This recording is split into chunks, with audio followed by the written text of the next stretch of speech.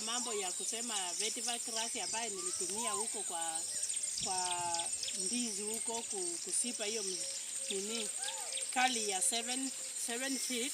Hii ndio nyasi mahali nimesimamia, unaona huko chini hivi kuanzia penye niko ilikuwa ni ile njia ya maji ambayo ilikuwa imepasuka paka huko hivi, lakini nikaweka hii nyasi inakondiwa we, maana huku hivi mchanga ilikuwa inateremka na kutoka huko juu pia inakuja.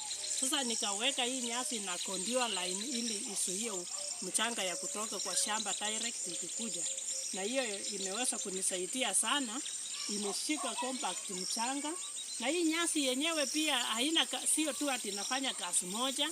Hii nyasi unaweza tumia unatumia hii nyasi kwa kutengeneza mikeka, na roots zake ni perfume mzuri ambayo huwa ninatoa kutumia distillation method ambayo ninatoa hiyo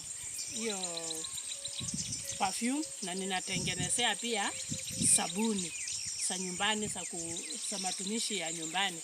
So iko na harufu mzuri, na mizizi yake pia ukienda ukitupa mahali iko maji chafu pia ina absorb hiyo uchafu, inasanya pamoja kama water guard, na unapaki na maji ikiwa safi. Ninafanya kila aina ya ukulima katika hili shamba. Unapoangalia pia utaona huko ninafanya ukulima ya nyuki pia, ambayo kwa afya pia inasaidia familia yangu, inatupea mapato ya nyumbani. Tunapotoa hii asali tunauza na inatusaidia kama familia. So mimi ni mkulima ambaye ninafurahia kazi yangu ya mikono, maana ninapoona hii shamba yani haikuwa kitu, lakini imekuwa ni shamba ya mapato makubwa kabisa katika familia yangu.